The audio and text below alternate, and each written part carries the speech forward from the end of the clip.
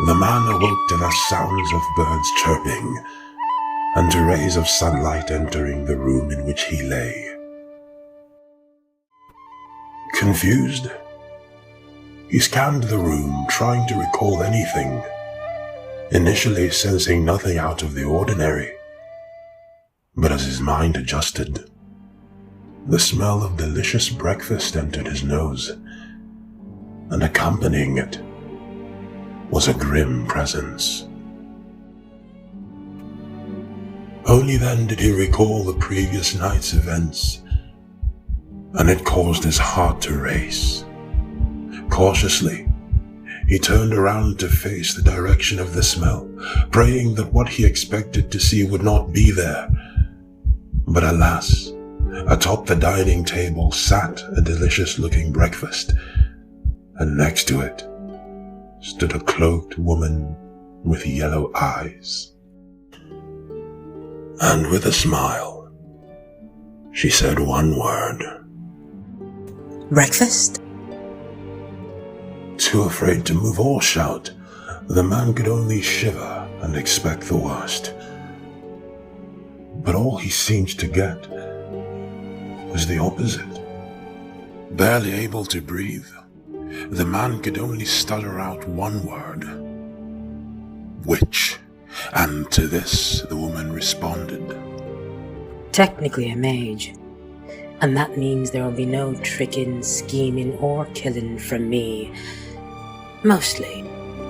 She did warn the man that any attempt at escape was futile, as her business here was so important that she had to hold him, even for a little, so she could explain herself. The man demanded that she do it now, but the mage hushed him, and with a warm smile, she invited him to eat first, so he could bear the gravity of her news. Apprehensive but powerless, the man shakily sat down, and prompted by the mage's own eating of the food, he took a bite out of it, and when he did, he couldn't deny that it was just as delicious as it smelled. A long silence would ensue, in which the only sound that could be heard was that of the man's voracious chewing. As he ate and savored the meal, he noticed that the woman had been looking at him with a gaze that, while unnerving, would have been otherwise warm and kind. After all these years, it seems you're still gorging down on baked stuff, aren't you, Regaler? The mage chuckled, and at this, the man paused. Coldly, he told her once again that he was not Regaler, and that all this was much too strange for him, and that she had better leave. And the mage's eyes shifted from playful to serious before she said, We met a long time ago. You were a lot older then.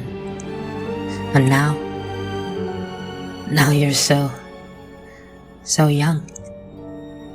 The man pressed, and the mage sighed deeply before speaking once again. I am Marigold Merabian, and the tree line you gaze at daily is part of the great wood known as Vanishing.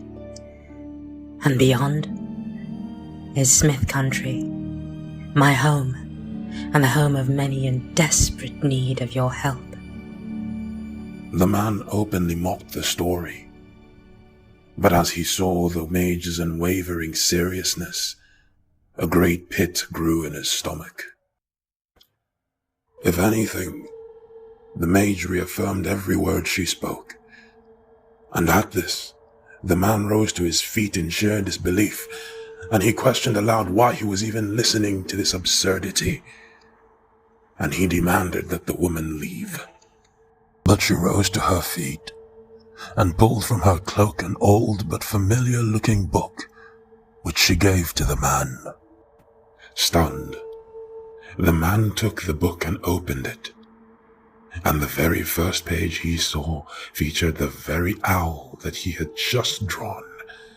Only it couldn't have been, for this was smudged and old and worn, and as the dawning reality turned his blood to ice, he read the writing at the bottom of his owl, writing in his own hand.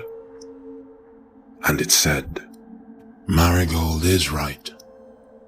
We are the Regaler. Never hesitate. Never!"